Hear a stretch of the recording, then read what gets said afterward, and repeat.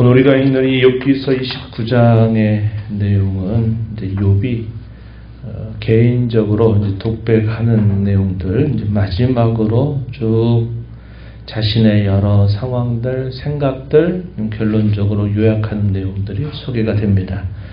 마지막으로 하는 욥의 말들이에요. 그래서 어제 읽었던 28장의 내용에서도 욥이 한 말인데, 욥이 했던 말은 이제 지혜와 명철이 과연 무엇이냐? 그것은 곧 여호와를 경외한 것이 지혜이고 여호와를 경외하여 악을 떠난 것이 곧 명철이다. 이런 결론을 그가 이야기했습니다. 29장에서부터 마지막 욥의 긴 이야기들이 31장까지 기록이 됩니다.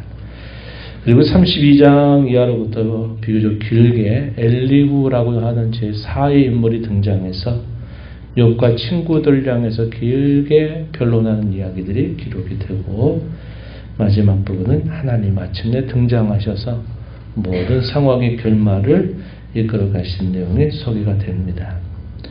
29장의 내용은 이 30장의 내용과 함께 긴밀하게 연결이 된다 보겠는데, 29장의 내용은 우리가 읽은 것처럼 그때는 이란 말을 여러 차례 반복합니다. 세보면 한 4번 정도 욥이 이야기를 해요. 그때 언제가 말합니까? 고난 당하기 전까지 욥이 살아왔던 삶에 대한 회상입니다. 회상. 그때는 이러이러했었다 하는 것에 대한 회상의 이야기 기록이 되고, 내일 보게 될 이 30장의 내용에서는 이제는 이란 말로 해서 서로 대비되고 있다는 겁니다. 고난을 당하기 전에는 내가 이러이러했는데 고난을 당하고 난 이후에는 내가 이러이러하다. 그래서 그때와 이제라고 하는 이 두 가지의 말로 그가 쭉 이야기하는 내용들을 우리가 살펴보게 됩니다. 자, 오늘은 과거 욥이 해왔던 삶에 대한 구체적인 여러 이야기들을 우리가 살펴볼 수 있는 것이죠. 한번 살펴볼까요? 29장 앞부분을 한번 보십시오. 욥이 풍자하여 이르되 나는 지난 세월과 하나님이 나를 보호하시던 때가 다시 오기를 원하노라. 이렇게 표현했습니다. 또 뒤로 가서도 그렇게 표현하죠. 그때의 모습처럼 다시 돌아가기를 원한다. 이런 표현을 썼어요. 4절 말씀에 내가 원기왕성하던 날과 같이 지내기를 원하노라. 과거의 삶을 회상하면서 그때의 삶처럼 다시 회복되기를 바라는 욥의 심경, 지난날에 대한 강한 동경, 이것이 표현되고 있다 하겠습니다. 그가 살아왔던 삶의 모습이 어떠한가? 3절 이하로부터 쭉 우리가 읽어볼 수 있어요. 3절 그때는 그의 등불이 내 머리에 빛이었고 내가 그의 빛을 힘입어 암흑에서도 걸어 다녔다. 그의 등불, 뭘 말할까요? 하나님께서 그의 등불이 되어주셨다. 하나님께서 빛을 비추어서 암흑 가운데서도 걸어 다녔다. 이 말이 물리적인 이야기가 아니라 여러 상황에 대한 그의 전반적인 이야기다 하는 것을 우리가 알 수 있겠죠. 또 4절에 보면 그때는 하반절 하나님이 내 장막에 기름을 발라 주셨도다. 5절에도 그때는 전능자가 아직도 나와 함께 계셨으며 나의 젊은이들이 나를 둘러 있었다. 저주로 내 발자취를 씻으며 방위가 나를 위하여 기름 시내를 쏟아냈다. 이렇게 표현합니다. 7절에서도 그때는 내가 나가서 성문에 이르기도 하며 내 자리를 거기에 마련하기도 하였다. 이렇게 표현했습니다. 하나님의 손길이 범사의 자신과 함께 했던 그때라고 말합니다. 우리가 3절에서 읽은 바와 같죠.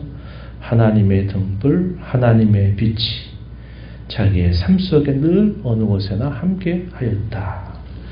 하나님의 손길이 자기의 삶에 닿지 않은 곳이 없을 만큼 많은 것을, 많은 은혜를 받았었다라고 말하고, 4절에서 우리가 읽은 것처럼 내 장막에 기름을 발라주셨다. 이런 말은 그의 삶의 번영을 하나님께서 풍족하게 주셨다 하는 것을 말합니다.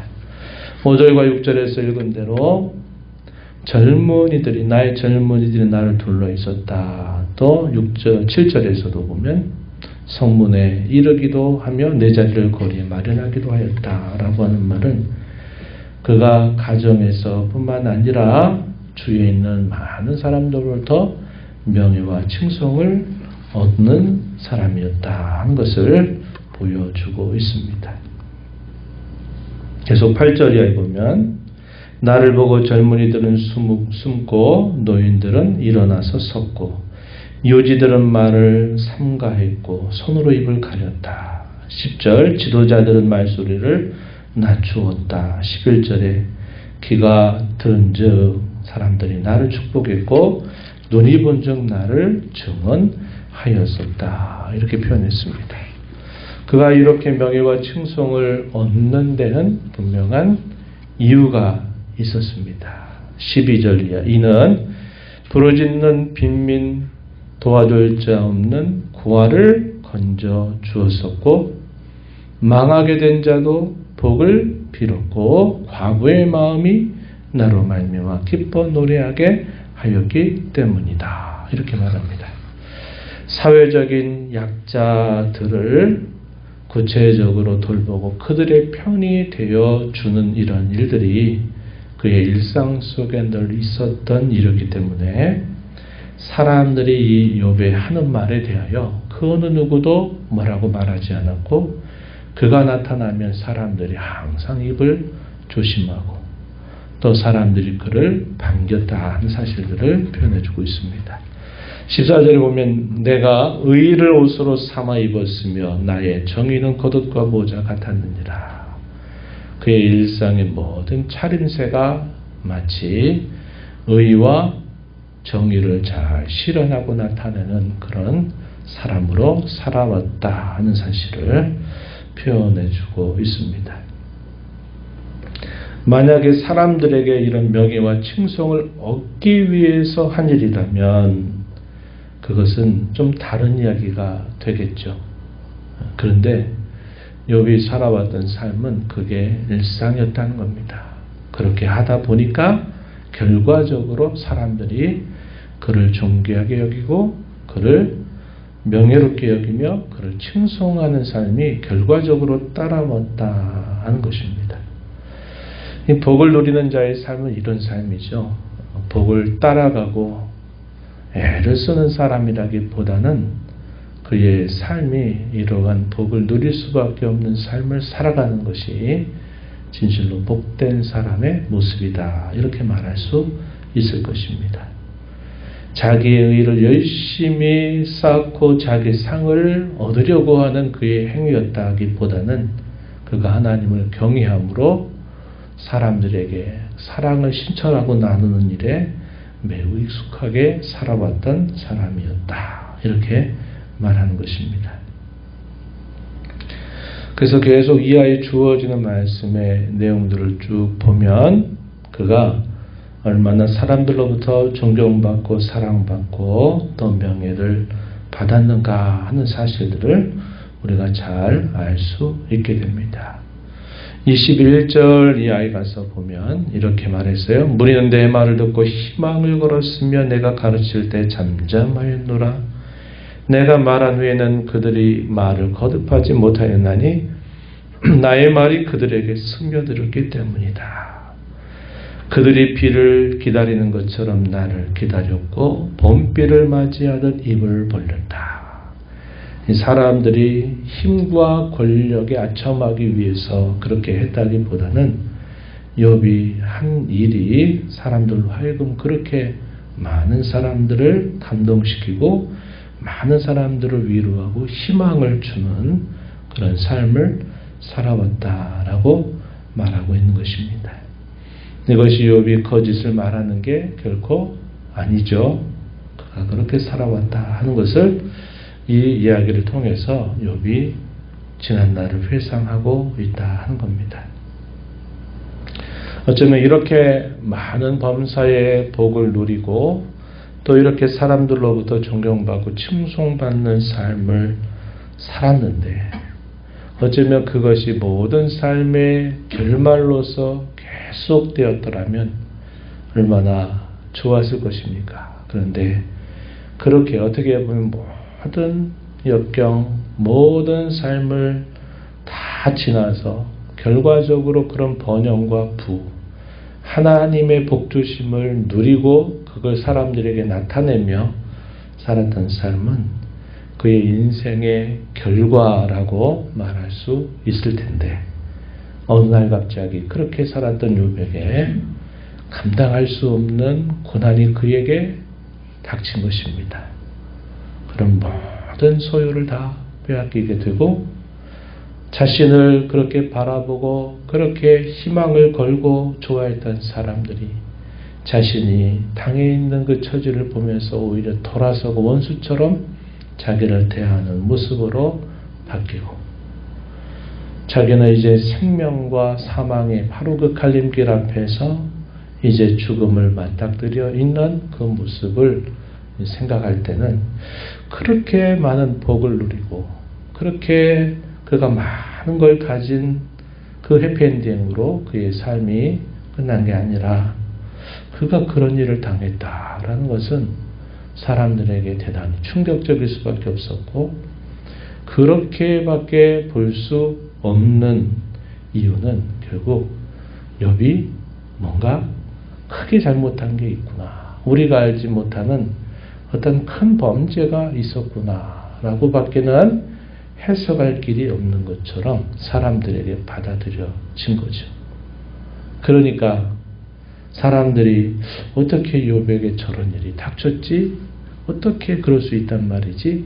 이런 생각을 하는 것이고 그를 잘 안다고 말했던 친구들조차도 욥에게 찾아와서 욥에게 하는 말은 계속 네가 뭔가 잘못한 거 있지 않겠냐?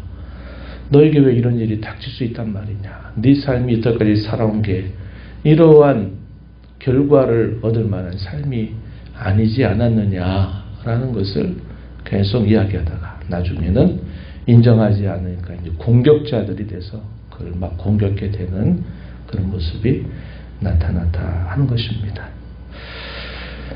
이해할 수 없는 일이죠. 욥 자신도 자신이 무슨 이유 때문에 이렇게 된지를 이해할 수 없는 일이 그에게 닥친 것이고 그의 주변에 그러한 모든 사람들이 지켜봤을 때 저건 아니지 않느냐.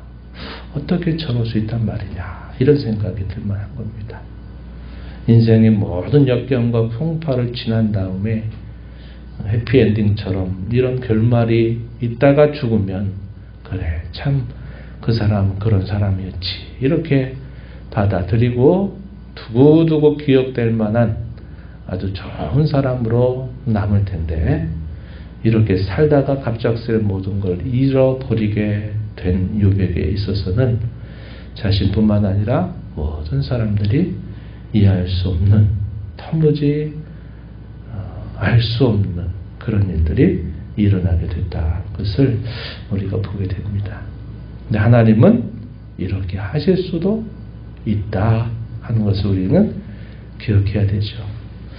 우리는 항상 인생의 좋은 결말을 누구든지 꿈꾸며 살아갑니다. 그러나 가끔씩 우리가 뜻밖의 이해할 수 없는 일로 결말을 맞게 되는 사람들이 있다 이 말이죠.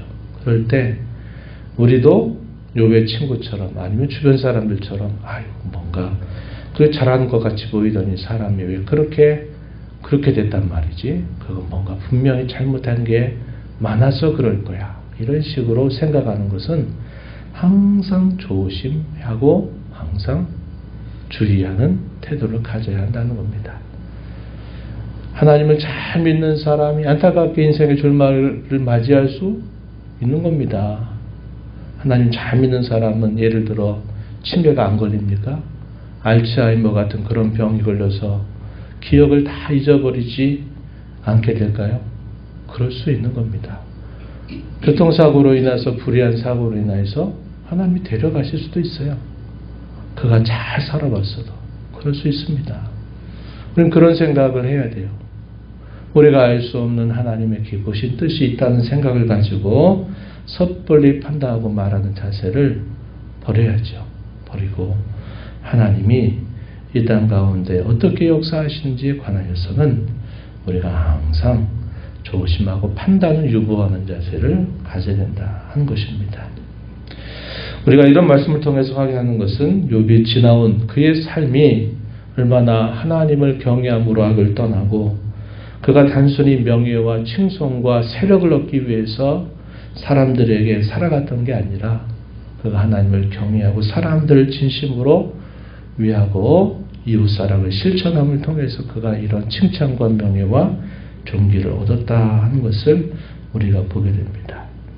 이런 신앙의 모습으로 살아가는 것, 그 누리는 복과 상관없이 그 자체가 복된 것임을 우리는 알고 하나님의 사랑을 받은 자들로서 하나님을 사랑하고 또 이웃을 향한 이러한 사랑을 실천하는 자로 살아가는 것 그 자체를 우리가 어떤 것보다 귀하게 여기면서 우리의 삶을 살아가는 저와 여러분이 되어야 하겠습니다. 하나님 아버지 감사합니다. 이 새벽 시간 저희들을 깨워주셔서 오늘도 생명 주시고 호흡을 주신 아버지 앞에 나와 찬양을 드리며 주시는 말씀을 통하여서 오늘도 주의 뜻이 무엇인가를 살펴보게 하심을 감사합니다.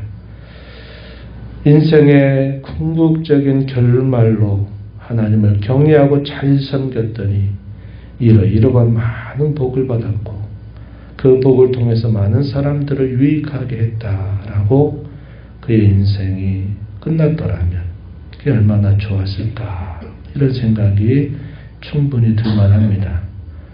자신이 고난당하기 전에 그 하나님과 동행하고 함께하는 삶을 통해서 얻었던 많은 그 순간들이 참 동경이 될 만한 그의 마음을 표현한 것을 보면서 하나님 아버지 우리 인생 속에 어떤 일들로 또 어떤 일이 우리 가운데 일어나게 될지 저희의 기대와 다르게 여러 모양들이 일어날 수 있음을 언제나 조심하고 특별히 다른 사람에 관하여 이런 일들에 관하여 섣불리 판단하는 실수와 잘못을 범하지 않는 저희가 되도록 인도하여 주옵시고 이 땅에 사는 동안 하나님을 경외하고 하나님을 사랑하고 하나님 사랑을 실천하는 것 그 자체를 복으로 여기면서 힘써 살아가는 저희들의 삶이 되도록 인도하여 주옵소서.